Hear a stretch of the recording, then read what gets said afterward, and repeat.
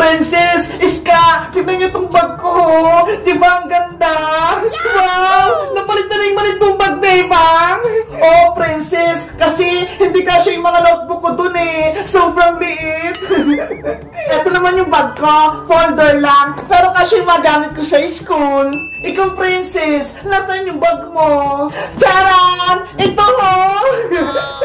Ano? Kaldero?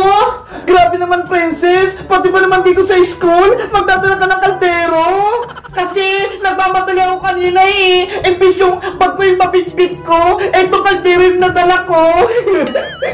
Anong laman yun ang kaldero mo, Princess? Patingin! Charan! Kanin tsaka sardinas! Ito yung ulamin ko! Wow!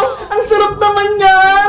May sardinas! Diba? Mas maganda magbaon ng kanin sa school para mabusog ka agad! Ikaw, Bebang, anong baon mo? May 20 pesos akong baon. Binigay ni nanay sa akin. Kaya bibili ako sa kantin mamaya. Ako din, bibili na lang ako sa kantin. Huwag na kayo bumili sa kantin. Bibigyan ko na lang kayo. Princess, kakain ka na. Ang aga-aga pa ha. Gutom na ako, Bebang eh. Tsaka, wala pa naman yung teacher natin. Kaya kakain muna ako.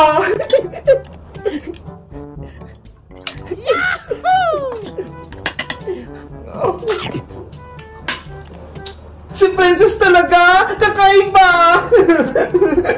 Kaya nga eh, kahit saan kumakain. Ang sarap ng sardinas.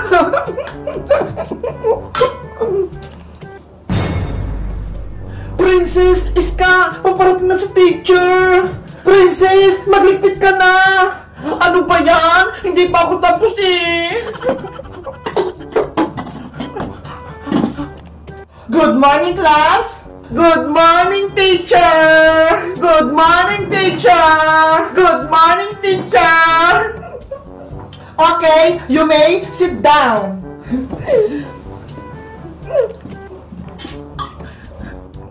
Oh, no! Bago tayo nag-start ng klase, gusto ko munang ipakilala ang sarili ko sa inyo. Ako nga pala si Teacher Laila, ang advisor nyo, Grade 3, Section B. Teacher Laila, kayo po ba'y nasa ML? Hindi ako yon, ibang Laila yon. Ganun po ba? Parehas po kasi kayo ng pangalan eh. Okay, class, kayo naman magpakilala sa akin. Pero, ang gusto ko, i-drawing nyo muna sa bond paper ang maging pangarap nyo paglaki nyo. Naintindihan nyo ba? Apo, teacher, naintindihan po namin. Yari, wala akong lapis at bond paper. Ikaw kasi, kaldero yung baon mo. Oh, Princess, hiramin mo muna itong lapis ni Mateo. Wow! Ang laki naman ng lapis! Higanti! Ito naman bond paper mo, Princess. Dito ko mag-drawing. Thank you, Iska! Thank you, Bebang! Huwag na kayong maingay. Mag-drawing na kayo. Opo, Teacher Laila. Ano kayang pangarap ko paglaki? Hindi ko pa alam eh. Ako, gusto ko maging doktor paglaki ko. Ikaw, Bebang, paglaki ko, gusto ko maging teacher. Kaya yun yung i-drawing ko. Ay, alam ko ng pangarap ko paglaki. Ano kayang i-drawing ni Princess? 1 hour later. Class! Tapos na ba kayo sa pinagagawa ko? Opo, teacher! Nag-erase na lang po ako! Tapos na po ako, teacher! Teacher Laila! Tapos na rin po ako! Okay, magpakilala na kayong lahat at ipakita nyo na yung inyong drawing. Ako po muna, teacher, yung mauna.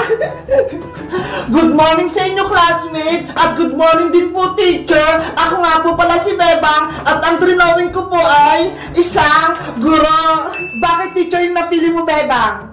Pangarap ko pong maging teacher para maturuan ko yung mga batang magsulat at magbasa. At syempre, turuan ko din po sila ng magandang asal. Very good, Bebang. Umupo ka na. Thank you, teacher. Next. Good morning po, teacher. Ako nga po pala si Iska at ang drawing ko po ay isang doktor. Pangarap ko po maging doktor kasi si Lola may sakit. Gusto ko siyang mapagaling. Pati po yung mga ibang tao, gusto ko rin po silang gamutin para mawala yung mga sakit nila. Very good, Iska. Thank you po, Teacher Layla. Princess, ikaw na!